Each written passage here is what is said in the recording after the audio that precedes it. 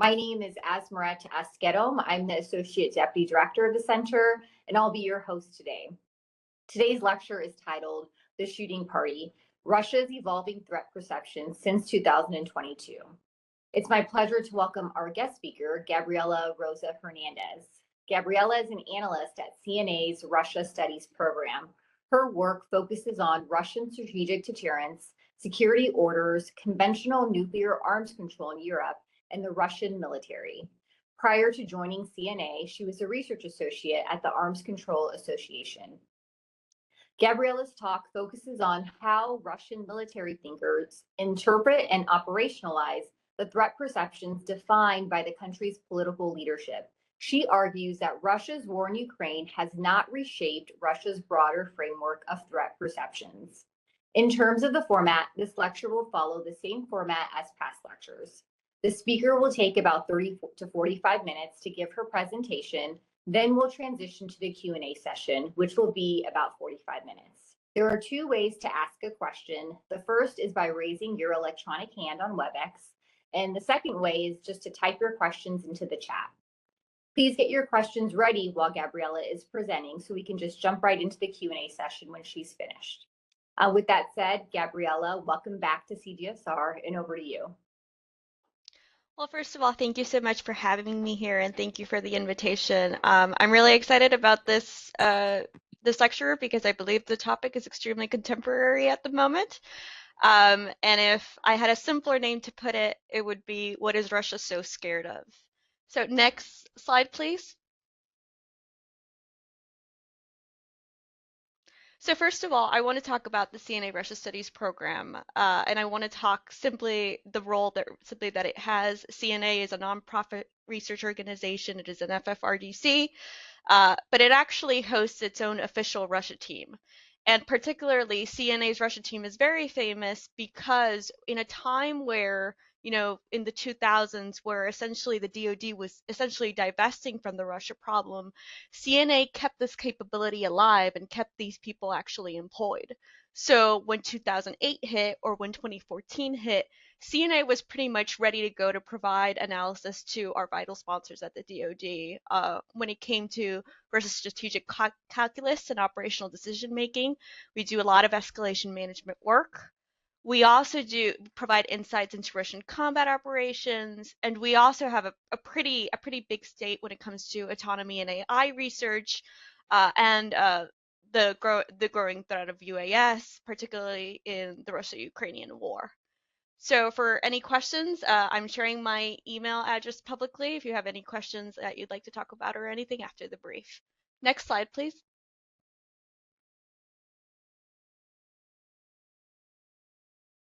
So particularly, the main research question really that this brief poses is how does the Russian military essentially perceive threats, both at the strategic and operational level? And this is kind of where we're going to get a bit into the debate onto, what is the character of modern warfare according to Russian military thinkers, and has it changed after 2022, and really the technological development and tactical innovation that we've seen in Ukraine? Well, I'm going to pose here basically a couple of points that are kind of going to be my baseline into what I'm going to argue. Number one, that despite a lot of tactical innovation, Russian threat perceptions have really remained unchanged. What we really see is an expansion of, these old notions that the Russian military particularly had, and I have a couple of theories on why we're actually seeing that, particularly military analytical writings that I will share with you. The main threats continue to be essentially prompt global strike programs, as the Russian military defines it, US missile defense capability, and I think really key when we're talking about PGS programs and when we're talking about missile defense, we're talking about really the development of these capabilities rather than what we have in itself tangibly now. Of course, we do need to talk about UAS. This is something that has characterized the war in Ukraine. And lastly, there's the threat of space-based intelligence and denial capabilities. This is very rampant all across Russian military writing. So the main mitigation for these problems, according to the Russian military, actually seems to be, kind of betting on escalation control. Oh, the slide moved. Can you push it back to where I was?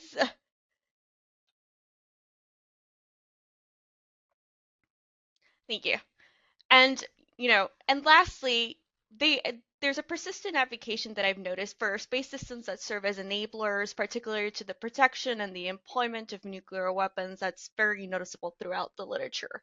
So these are kind of the main big points that I'm going to be parting from as we go deeper and deeper into this. By the end of this brief, the goal is for the listener to actually be able to tangibly say what specific things are Russians afraid of, because there's a lot of debate about the credibility about what Russia is afraid of. But there's not really something, and that was kind of the motivation post 2022, because Russia and Ukraine are in the midst of an information war essentially. And that came kind of the impetus and specifically clearly spelling out the threat. So next slide, please. So the concept of threat, why is it important to study threat perceptions, and why should you actually be listening to this? Well, to determine escalation pathways, essentially, the Russian military evaluates threats in specific regions, and that's actually due to the nature of the threat. They determine essentially the need for countermeasures. So if you look at, there's the concept of threat. Russian military doctrine particularly defines the concept of threat by two crucial concepts. There's threat in itself, and there's dangers, military dangers, essentially. So what distinguishes these two categories? At times they're used interchangeably, at times they are used very, very differently, depending on what the author is writing. So I found overall that the consensus in the last 20 years is pretty much that the threat is essentially defined by the capability to actually inflict damage. Meanwhile, the danger is far more ambiguous, and a key variable also kind of in this conceptual framework that the Russian military has is essentially the intent of a possible adversary. So again, as we go, when it comes to escalation management, and this is from the famous Kaufman-Fink study, essentially what Russians essentially called, the threatening period, and that's where it actually comes from, that very concept of, the ability to inflict damage and the capability to do it. It's essentially a period of extreme aggravation before the actual beginning of an armed conflict. So this is pretty much kind of why it matters. The way that the Russian military, and it does through a variety of assessments, particularly what Russians call the military political situation, which is essentially an assessment that the National Defense Management Center does. And what these people do is essentially they track geopolitical developments and they make possible pathways, and there's a mathematical way to do this as well. We have something I would argue that is quite similar. And in order to basically essentially engage how a particular event or how a particular situation might escalate, again, depending on these two variables of intent and actual capability. So moving forward, please.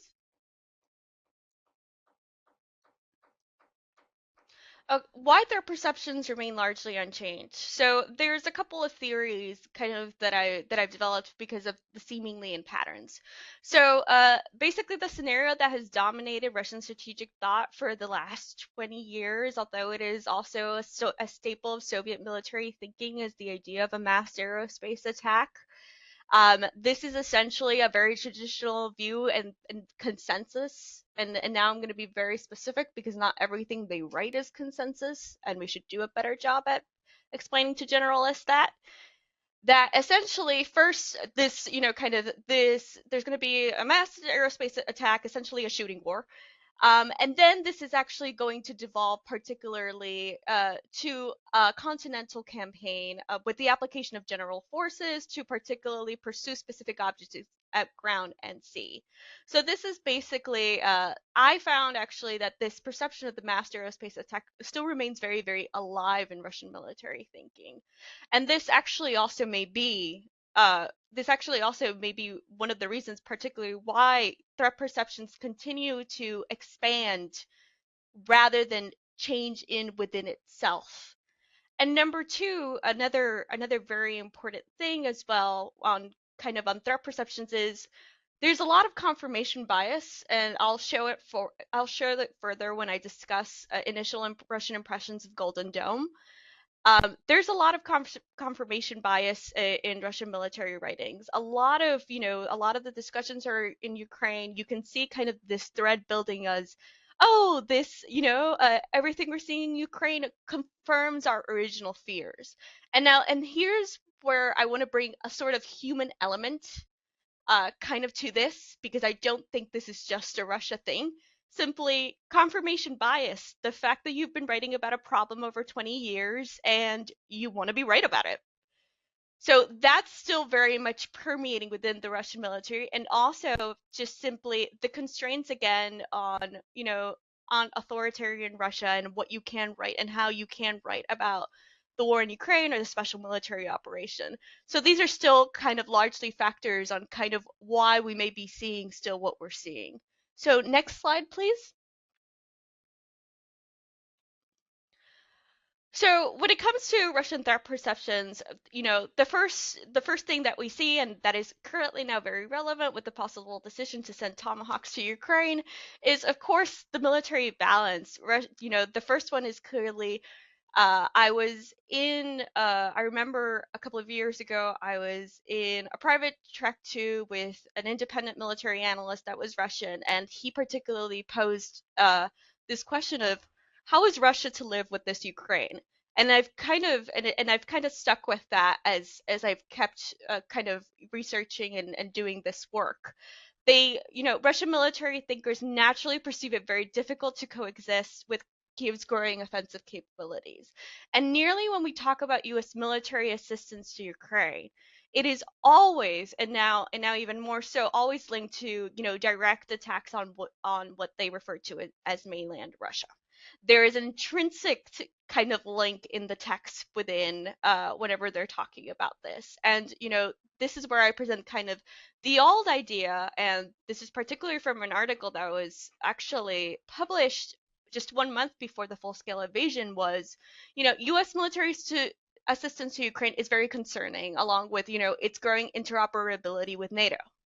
This was, there's an entire history and an entire secondary literature about this. So the expansion of this really has been, and I've talked about that link between a more capable Ukraine and a launch essentially and attacks on mainland Russia. And it's really, and for me that was really marking is, that it's a launch pad attacks for the West on Russia. That it's not about one specific capability, and this is where we kind of can talk about long range strike, because I find it particularly marking that they do not find a specific capability provided to Ukraine as infallible. It depends on the quantity that is provided. They're very clear about that, and it's also even, implicit in other writings that are far more to the toe of the line of the Kremlin. But what essentially is going on is that they see this increased military assistance. Number one is highly symbolic. It's the growth of U.S. strike assets in the region. This is, Russia's, what I call Russia's homemade monster. Um, and also, it signals particularly a willingness from the part of the United States to escalate from a proxy war into a regional conflict. And there you have kind of that admission of, the adherence to nuclear deterrence in itself, the admitting that it does, to get into a conflict in NATO, you have to be willing to accept an incredible amount of escalation. So it's also very much there. I actually have a brief on the mitigation measures, but this is not the focus of this brief. So I will be I will be very broad. The wide range of vertical and horizontal escalation measures to restore signaling credibility. As you probably heard before, Russian military thinkers do perceive essentially that Russia has had a signaling credibility problem, as it has tried to essentially coerce the United States into not giving certain types of, and also in terms of the timing, to provide certain weapons to Ukraine. That is kind of an overall assessment that Russian military thinkers have been having, and they've proposed a wide range of measures in order to restore signaling credibility, including essentially what was the update to Russia's nuclear doctrine, among with many others. So next slide, please. So when it comes to identified threat, and this is UAS has given a lot to talk about. You'll find a lot of papers, kind of roaming around. My colleague Mike Peterson calls it technological fetishism in a lot of ways. but Russians have really long been writing about long-range UAS and how it could possibly target strategic missile for the assets of the strategic missile force and what essentially they call the support system. This is a very, I think we've seen it very broadly when it comes to, the Ukrainian attacks, particularly on strategic aviation. But what I do want to bring out, this is a very old idea. And, what we've essentially seen is, despite the fact that they've been talking about this idea for a very long time, that they weren't really prepared, as, recent events have suggested. So what seems to be an expansion of this idea, because there's remarkably very little research when it comes to small UAS in comparison to long-range UAS, and particularly when it comes to nuclear infrastructure, is really the idea again, and this is a homage to Operation Spiderweb, and ironically, it was actually written before Operation Spiderweb, is the idea of pre-deployed small UAS, essentially employed by sabotage and reconnaissance units. And that they could be basically used to essentially harm particularly troops and that are related to, the employment of conventional weapons, the employment of retaliatory counterstrike, and essentially retaliatory strike. So this is now kind of, when they talk about combat stability, they're essentially talking about those three grouping of troops and regarding that employment. But essentially what we have when it comes to UAS is really the bigger idea that, short range UAS, that massed aerospace attack, could also essentially be carried out by short range UAS to disable Russia's nuclear capability or the system of support when it comes to, the triad. And so essentially what we see here, again, it's kind of an overall bigger idea, but really it's an expansion of old discussions. So essentially what I want to try to get in here is, yes, UAS is a big thing and they're very much writing about it. Yes, they're trying to make a service, essentially completely dedicated to UAS. But I do think we need to take a step back and look at what is tactical innovation. And, what is actually at the strategic level, what are the ideas that they are still portraying? And at the strategic level, these ideas very much have not changed. When it comes to UAS, they were writing about UAS and the possibilities of swarm kind of far before the war. So essentially we're seeing expansions of these ideas, and also just the difference between essentially what is doctrine and what you say you're going to do versus what's actually happening on the battlefield. These guys were talking about, long-range UAS and counter-UAS measures when it came to UAS that could possibly target, essentially the strategic missile force and its system. But however, we didn't really see any counter UAS measures when it came to the essentially Ukrainian attack on strategic aviation. And I think that's noteworthy to highlight. So next slide, please.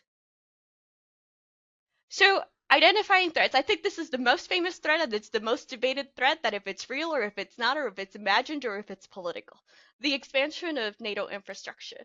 I think there's a wide literature before 2022 of the Russians perceiving themselves to be even more conventionally inferior, vis-a-vis NATO, particularly when it came to a protracted war and, this particular anxiety about Kaliningrad. There's so many publications on it.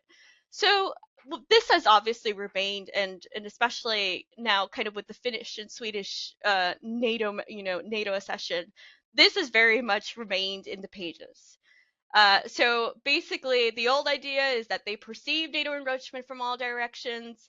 The expansion of this is, well, Finnish and Sweden have joined NATO, therefore this issue has now been expanded kind of upon them. And they specifically highlight that the Finnish and Swedish NATO accession particularly presents a series of issues when defending critical objects in the northern and western parts of Russia.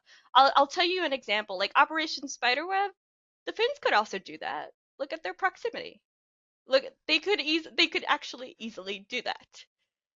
When it comes, and also something that, the term of the NATO lake, which is very pervasive in Western academic literature, it's been very much adopted by the Russians, and I've actually found very high-ranking, writings of very high-ranking people in the Russian military that agree with the assessment. They're concerned particularly that the Finnish and Estonian navies, might mine, and then it might prevent Russia, might mine it through the Gulf of Finland, and it might prevent Russia from actually getting to other parts of its territory. So, and, lastly here is very much, I think, the idea of, the idea, and I'm going to switch into Russian parlance now, excuse me, the idea of a blockade, the Kaliningrad blockade.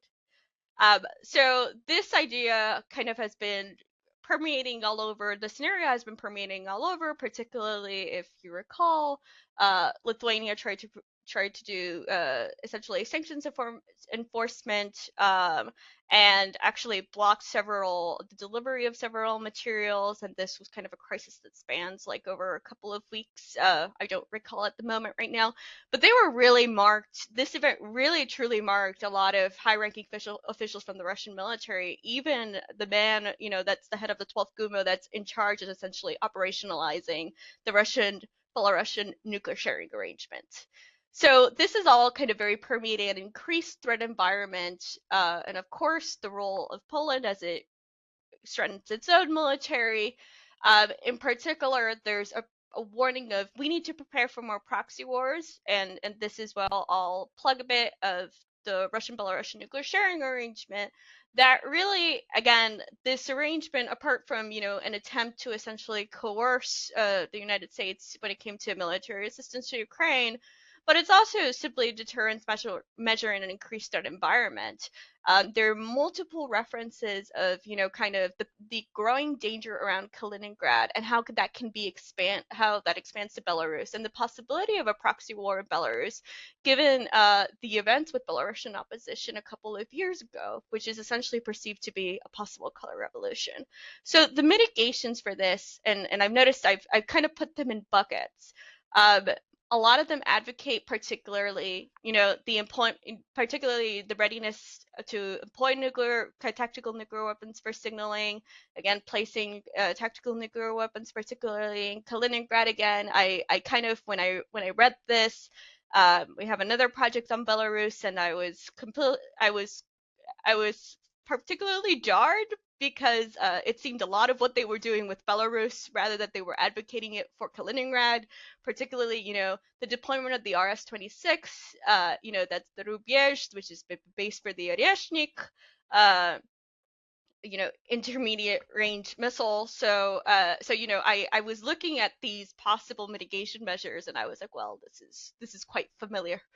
But overall, that I would say that would be the main point. So could you move forward, please?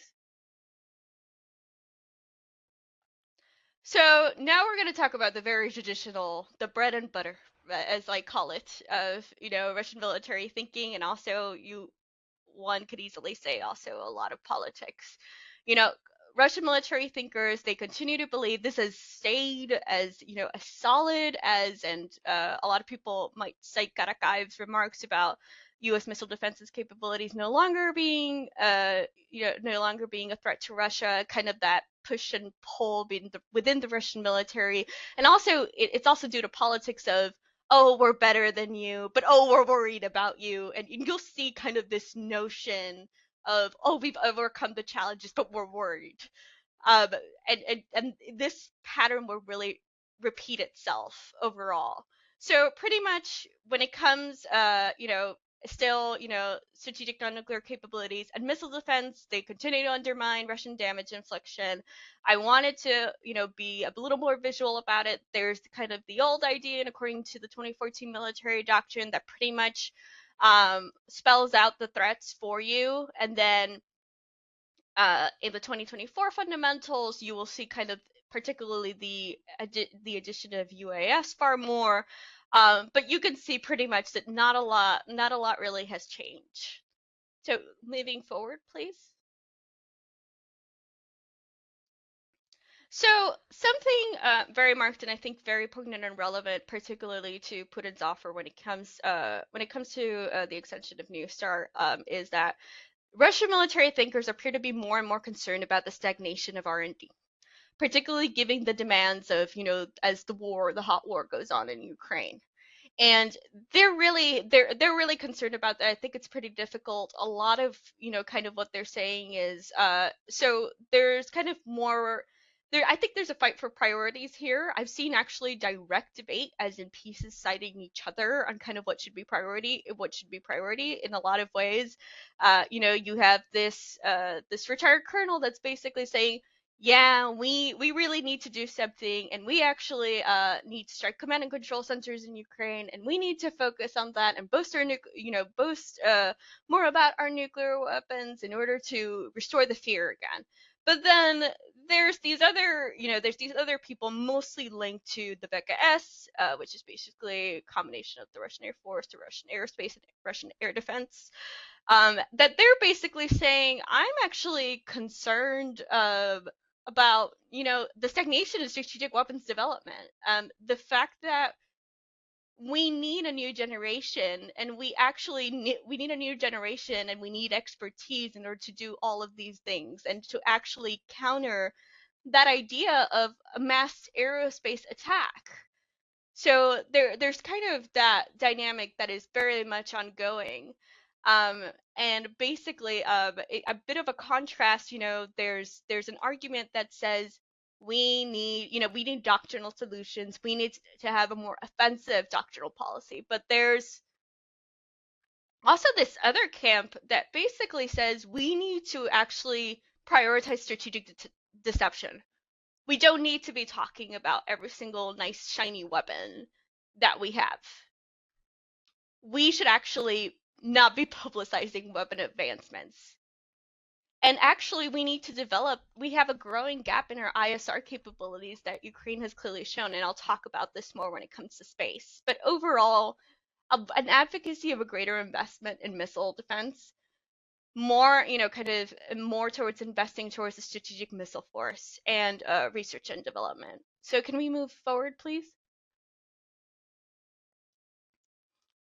So Golden Dome, there's not been a lot actually written about Russian military thinking concerning Golden Dome because there's not yet a very large amount of material available.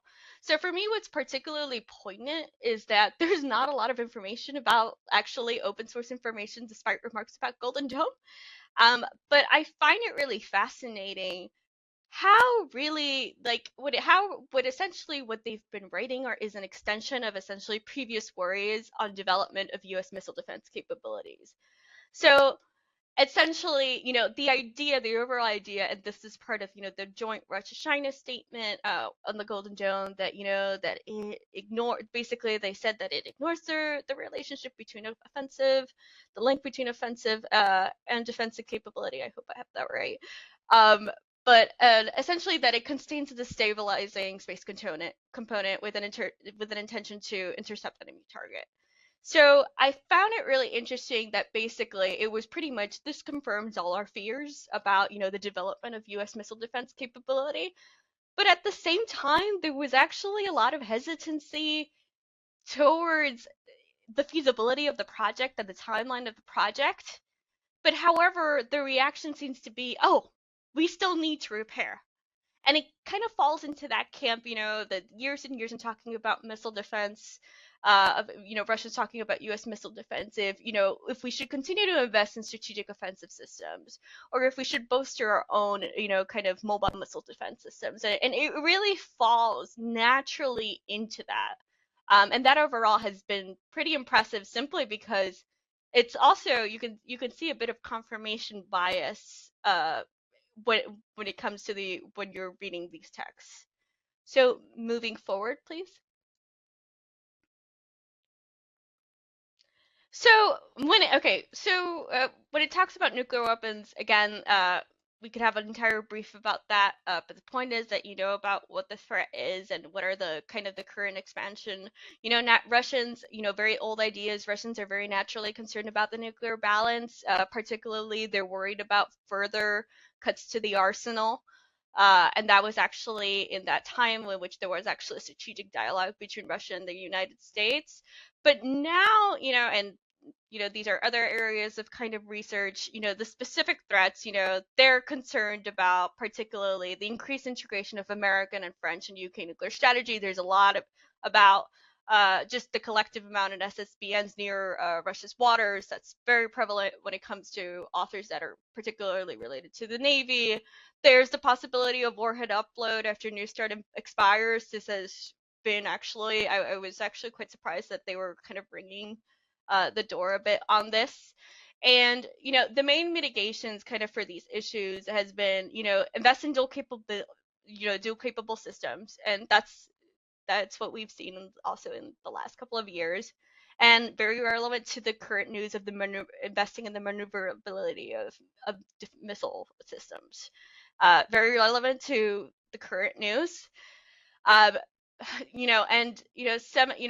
some advocate, more protection, and this is going a bit to, and you go and you wonder, is this a bit of that bastion strategy, from the Soviet times, increasing the protection of Russia's retaliatory strike capability, particularly in the high north, and a lot of kind of how do you bolster that, and particularly Moiseev proposed restoring missile carrying aviation and equipping it with high precision weapons.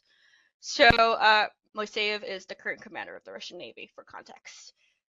So pretty much, again, this is something kind of, there are expansions of previous concerns that we've seen through the years. So next slide, please. So space. So this is actually where I've seen a growing amount of articles when it comes to Russian military defense periodicals. I've actually been impressed by the amount of articles that have been, particularly since the full-scale invasion of Ukraine. So when it comes to, the old idea is essentially actually taken from the Ministry of Defense when you look at that graph, and then basically it explains, kind of the role of space. Apologies. So for those who don't know, Russian military doctrine essentially envisions, space comes before the actual armed conflict through a disabling information strike. That is meant to affect an adversary's C4 ISR capability. That it's something meant to be mutual.